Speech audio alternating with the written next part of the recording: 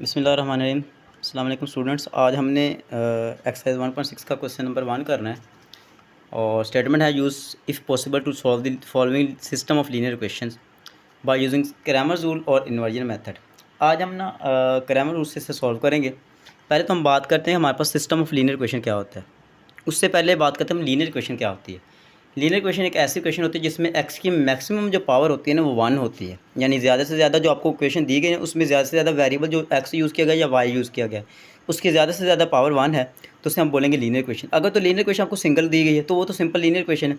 अगर linear equation आपको 2 या 2 से ज़्यादा दी गई इकट्ठी सॉल्व करने के लिए दे दी है उसे फिर हम बोलेंगे सिस्टम ऑफ लीनियर इक्वेशन। तो अब हमें यहाँ पे क्वेश्चन दिया गया है। फर्स्ट क्वेश्चन है इसका 2x - 2y = 4 और 3x + 2y = 6 है। तो इसे हम क्रैमर्स रूल से सॉल्व करेंगे।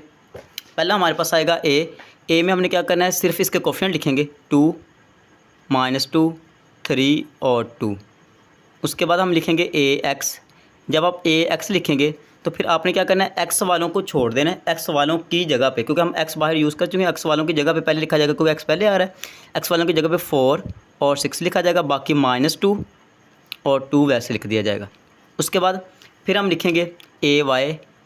जब हम ए वाई लिखेंगे तो एक्स पहले आ रहा है, एक्स वाले कोफिशिएंट पहले आ जाएंगे 2 और 3, और क्योंकि हम वाई बाहर यूज़ कर चुके हैं वाई वालों की जगह पे 4 और 6 यूज़ कर दिया जाएगा। ये आ जाएगा हमारे पास। अब ये याद रखिएगा क्रैमर्स रूल जो है उसमें सिर्फ़ और सिर्फ हमें डिटर्मिनेंट की ही ज़रूरत पड़ती है। डिटर्मिनेंट के अलावा हमें किसी चीज़ की ज़रूरत नहीं पड़ती वहाँ पे। तो हम डिटर्मिनेंट लेते हैं। ए डिटर्मिनेंट इक्वल टू हमारे पास आ जाएगा 2 -2 3 और 2। क्रॉस मल्टीप्लिकेशन इसकी कर देंगे तो हमारे पास आएगा 2 × 2 -3 × -2। 2 × 2 4 आ गया, माइनस इंटू -6, तो ये हमारे पास आ जाना है 4। जब ये ब्रैकेट में साइन लगा हो तो इसका मतलब ये होता है कि दोनों जो बाहर वाले और अंदर वाले जो साइन है वो मल्टीप्लाई हो रहे हैं। तो माइनस और माइनस हो जाएगा, +6 आ गया, यानी कि ये हमारे पास आ गया 10। और ये नॉन सिंगुलर है, नॉन सिंगुलर है। अगर ये सिंगुलर हो, यही ए का डिटर्मिनेंट 0 आ जाए तो फिर आगे सॉल्व करने की ज़रूरत नहीं पड़ती, फिर उसका ए इन्वर्स जो है वो पॉसिबल नहीं होता। अब हम आगे बात करते हैं कि हमने ए का डिटर्मिनेंट, अब ए एक्स का डिटर्मिनेंट फाइंड करना है। ए का एक्स का डिटर्मिनेंट फाइंड करेंगे। वैल्यू हमें दी गई है 4 -2 6 और 2। क्रॉस मल्टीप्लिकेशन कर लेंगे, 4 × 2 आ जाएगा और -6 × -2 आ जाएगा। 4 × 2 करेंगे 8 आ गया, -6 × 2 करेंगे -12 आ गया। तो वैल्यू हमारे पास आ जाएगी 8 + 12, यानी कि ये हमारे पास आ जाएगा फिर 20। फिर हम फाइंड करेंगे ए वाई का डिटर्मिनेंट। ए वाई का डिटर्मिनेंट फाइंड करने के लिए हमारे पास ए वाई की वैल्यू दी गई है। ए वाई डिटर्मिनेंट इक्वल टू 2 4 3 और 6। क्रॉस मल्टीप्लिकेशन इसकी कर देंगे तो ये आ जाएगा हमारे पास 2 × 6 आ गया, -3 × 4 आ गया। 2 × 6 करेंगे 12 आ जाएगा, -4 × 3 करेंगे ये भी 12 आ जाएगा, 12 - 12 ये आ गया 0। ये याद रखिएगा ए एक्स और ए वाई 0 आ जाए, इससे कोई इफेक्ट नहीं पड़ेगा हमारे क्वेश्चन के ऊपर, वो आंसर ही चेंज होगा सिर्फ। लेकिन अगर आपका सिर्फ ए 0 आ गया तो फिर आगे क्वेश्चन सॉल्व नहीं होगा, फिर आपने वहीं पे बता देना कि ये सिंगुलर है और ये इसका डिटर्मिनेंट जो है वो एग्जिस्ट नहीं करता, यानी लिया नहीं जा सकता। अब एक्स फाइंड करने के लिए हम क्या करेंगे, ए एक्स का डिटर्मिनेंट ओवर ए का डिटर्मिनेंट। तो X equal to A X का डिटर्मिनेंट हमारे पास निकला है 20 और ए का डिटर्मिनेंट हमारे पास निकला है 10। तो 10 × 20, एक्स इक्वल टू हमारे पास आ गया 2। उसके बाद हमारे पास वाई निकालने के लिए ए वाई का डिटर्मिनेंट ओवर में ए का डिटर्मिनेंट आ जाएगा। तो Y equal to A Y का डिटर्मिनेंट हमारे पास निकला है 0 और ए का डिटर्मिनेंट हमारे पास निकला है, पहले से ये हमने स्टार्ट भी लिया हुआ था, इसका डिटर्मिनेंट निकला है हमारे पास 10। तो यहाँ पे ओवर में आ जाएगा 10। 0 / 10 करेंगे हमारे पास ये आ जाएगा 0। तो इसका जो सोल्यूशन सेट आएगा उसमें एक्स जो है आपको पता होगा, जब हम ऑर्डर पे लिखते हैं फर्स्ट वैल्यू जो होती है वो होती है हमारे पास 2, और जो सेकंड वैल्यू यानी कि एक्स होता है और सेकंड वैल्यू जो होती है वाई, वो आ जाएगा हमारे पास 0। ये इसका फर्स्ट पार्ट जो है वो सॉल्व हो गया। अब हम बात करते हैं सेकंड पार्ट की। सेकंड पार्ट में हमारे पास वैल्यू है 2x + 2y = 3 और 6x + 5y = 1। ये इसका सेकंड पार्ट है। इसको सॉल्व करना शुरू करते हैं। तो हमारे पास सबसे पहले इसके हम लिखेंगे कोफिशिएंट्स a इक्वल टू, हमारे पास आ गया इसके कोफिशिएंट लिखे जाएंगे सिर्फ वेरिएबल्स के 2, 6, 1 और 5। फिर हम लिखेंगे ax। जब हम ax लिखेंगे तो हमने x वालों को, पहले मैं बता चुका हूँ, जब हम ax लिखेंगे फिर x वालों को छोड़ देंगे, x वालों की जगह पे 3 और 1 यूज़ किया जाएगा। उसके बाद y वाले जो हैं वो 1, क्योंकि यहाँ पे कोई कोफिशिएंट नहीं, यहाँ पे कोई कोफिशिएंट नहीं होता, वहाँ पे 1 तो होता ही होता है, वहाँ पे हम 1 यूज़ कर देंगे। यहाँ पे आ जाएगा 5। उसके बाद यहाँ पे हमारे पास आ जाएगा ay इक्वल टू, हमारे पास आ जाएगा, अब x वाले आ रहे हैं पहले, x वाले लिख दिए जाएंगे पहले वैसे 2 और 6, और y वालों की जगह पे, अब ये y वालों की जगह पे हमारे पास 3 और 1 यूज़ कर दिया जाएगा। फिर डिटर्मिनेंट लेंगे, a का डिटर्मिनेंट हमारे पास आएगा 2, 1, 6 और 5। तो ये आएगा 2 × 5 और 6 × 1 आ जाएगा। 2 × 5 करेंगे तो 10 आ गया, 6 × 1 करेंगे 6 आ गया, तो 10 - 6 करेंगे, ये आ गया हमारे पास 4। ये निकल आया नॉन सिंगुलर। फिर हमने फाइंड करना है ax का डिटर्मिनेंट। तो ax का डिटर्मिनेंट हमारे पास निकलेगा 3, 1, 1 और 5। क्रॉस मल्टीप्लिकेशन इसकी कर देते हैं। ये हमारे पास आएगा 3 × 5 -1 × 1 आ जाएगा। तो 3 × 5 करें 15 -1, ये आ गया 14। उसके बाद हम फाइंड करेंगे ay का डिटर्मिनेंट। ay का डिटर्मिनेंट फाइंड करें तो हमारे पास वैल्यू आएगी ay की, वो हमें दी गई है यहाँ पे 2, 3, 6 और 1, 2, 3, 6 और 1। इसकी भी हम क्रॉस मल्टीप्लिकेशन कर लेते हैं। तो ये हमारे पास आएगा फिर 2 × 1 माइनस, उसके बाद आएगा 6 × 3। तो 2 × 1 करेंगे 2 आ गया, -6 × 3 करेंगे 18 आ गया। ये हमारे पास आ जाएगा माइनस का 16। अब 2 - 18 -16 रह गया, बड़े वैल्यू के साथ साइन माइनस का, इस वजह से हम यहाँ पे -16 लिख देंगे। अगला हमारे पास आ जाएगा, फॉर्मूला लगाएंगे इसका, ax इक्वल टू होता है ax डिटर्मिनेंट ओवर में a का डिटर्मिनेंट। अब x इक्वल टू ax हमारे पास कितना निकला है, यहाँ से हमारे पास ax निकला है 14। तो यहाँ पे आ जाएगा 14 डिवाइडेड बाई 2 करेंगे, बल्कि 4 करेंगे, डिवाइड बाई 4 करेंगे तो 2 × 2 = 4 और 2 × 7 = 14, यानी x हमारे पास निकलेगा 7/2 आ गया। ये x की वैल्यू निकल आई। फिर हमारे पास y फाइंड करेंगे, y फाइंड करेंगे ay डिटर्मिनेंट ओवर में a का डिटर्मिनेंट।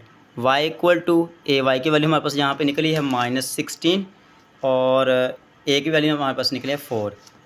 तो ये आ जाएगा -16 डिवाइडेड बाई 4, तो 4 × 4 = 16, तो y इक्वल टू हमारे पास आ जाएगा -4।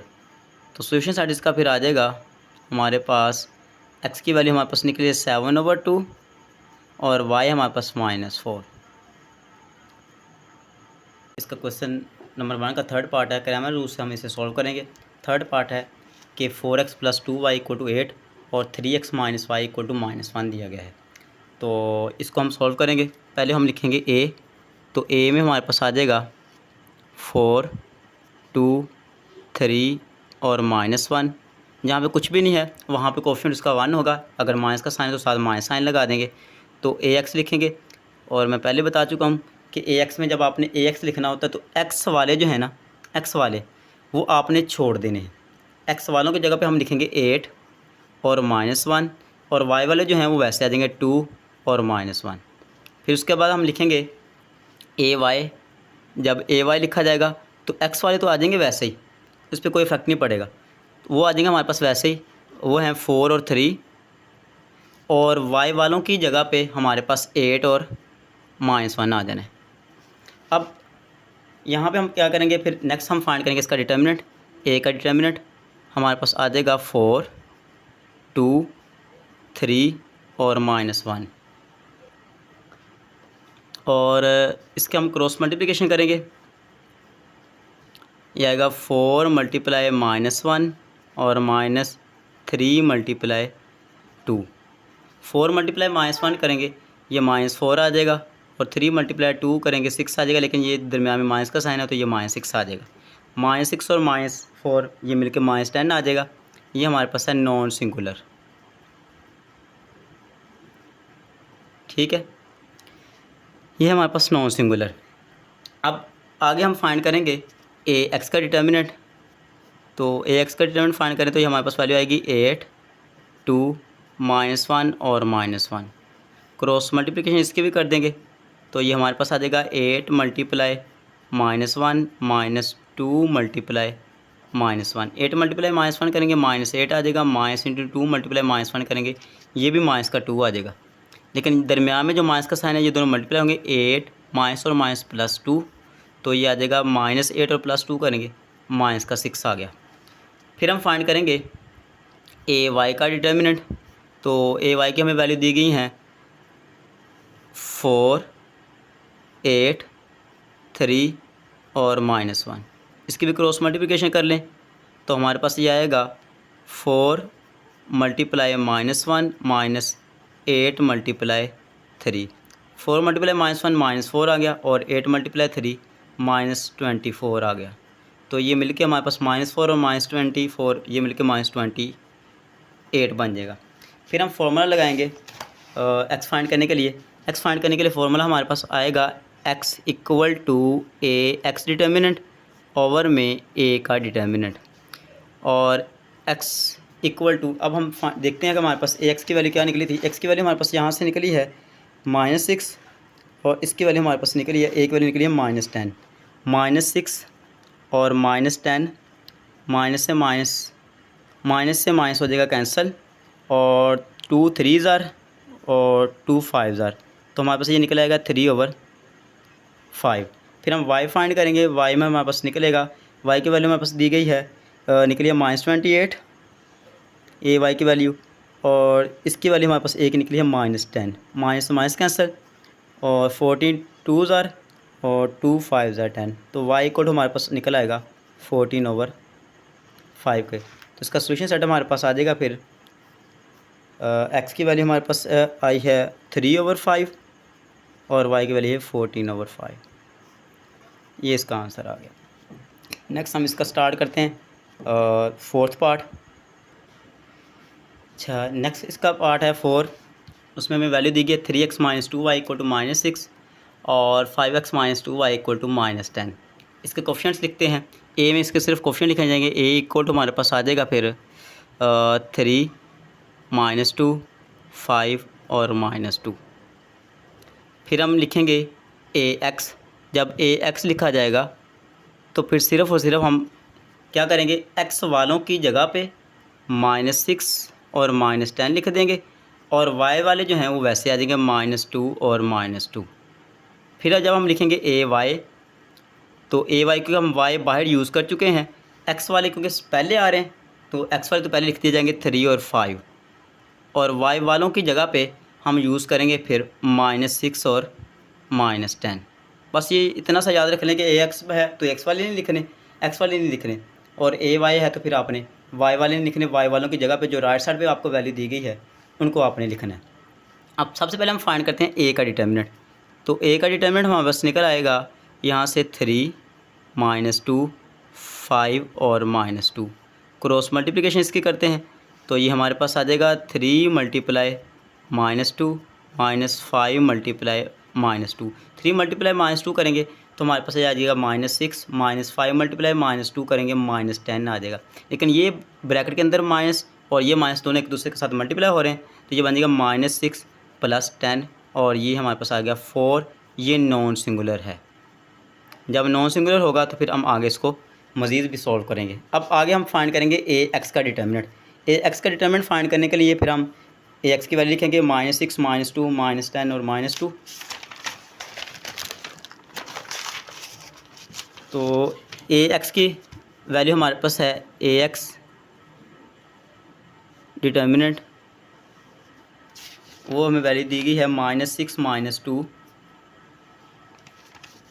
-6 -2 -10 और -2। ठीक है, अब इसको हम करेंगे क्रॉस मल्टीप्लिकेशन इसकी। तो ये हमारे पास आएगा -6 मल्टीप्लाई -2 -10 मल्टीप्लाई -2। तो माइनस और माइनस हो गया प्लस, 6 2 ज़ा 12 आ गया, माइनस ये माइनस और माइनस प्लस, 10 2 ज़ा 20, लेकिन दरमियान वाला जो माइनस है वो वैसे रहेगा, माइनस और माइनस ये प्लस हो गया, 10 2 ज़ा 20 आ गया। तो ये रह जाएगा हमारे पास -8। उसके बाद हम फाइंड करेंगे ए वाई का डिटर्मिनेंट। ए वाई का डिटर्मिनेंट फाइंड करें तो हमारे पास वैल्यू निकलेगी, ए वाई की वैल्यू हमें दी गई है 3 5 -6, 3 5 -6 और -10। इसके हम क्रॉस मल्टीप्लिकेशन फाइंड कर लेते हैं। तो ये हमारे पास आ जाएगा 3 मल्टीप्लाई -10 आ जाएगा, -5 मल्टीप्लाई -6 आ गया। 3 मल्टीप्लाई 10 करेंगे प्लस माइनस माइनस -30 आ गया, -5 मल्टीप्लाई 6 करेंगे प्लस माइनस माइनस ये माइनस का 30 आ गया। लेकिन ये माइनस जो अंदर ब्रैकेट का मौजूद है और ये बाहर जो मौजूद है, ब्रैकेट लगाने का मकसद हमारा ये है कि ये दोनों मल्टीप्लाई साइन हो रहे हैं। जब साइन मल्टीप्लाई होंगे तो ये आ जाएगा -30 तो +30 और ये आ जाएगा 0। मैं ये पहले बता चुका हूँ, जब हमारे पास सिर्फ ए का डिटरमिनेंट 0 आएगा वो हमारी पूरे क्वेश्चन के ऊपर अफेक्ट करेगा, क्योंकि वो उससे आगे फिर क्वेश्चन आगे नहीं चलेगा। लेकिन अगर AX या AY की वैल्यू 0 आ जाए तो उससे हमारी वैल्यू पे कोई या हमारे क्वेश्चन पे कोई इफेक्ट नहीं पड़ेगा। अब हमारे पास x इक्वल टू आएगा AX का डिटर्मिनेंट ओवर में A का डिटर्मिनेंट। तो x इक्वल टू AX का डिटर्मिनेंट हमारे पास कितना निकला है, वो निकला है -8 और A का डिटर्मिनेंट हमारे पास निकला है 4। वो हम पहले निकाल चुके हैं, वो हमारे पास यहाँ से निकला हुआ है 4। तो ये आ जाएगा हमारे पास 4 2 ज़ा 8, ये आ गया हमारे पास -2। फिर y इक्वल टू आएगा AY का डिटर्मिनेंट ओवर में A का डिटर्मिनेंट। तो y इक्वल टू AY की वैल्यू हमारे पास निकले 0 और A की वैल्यू निकली है 4, तो 0 डिवाइड बाई 4 करेंगे तो ये 0 ही आ जाएगा। अब x की वैल्यू -2 और y की वैल्यू निकली है हमारे पास 0। सोल्यूशन सेट इसका आ जाएगा हमारे पास -2 और 0। नेक्स्ट हम इसका करते हैं पार्ट नंबर 5।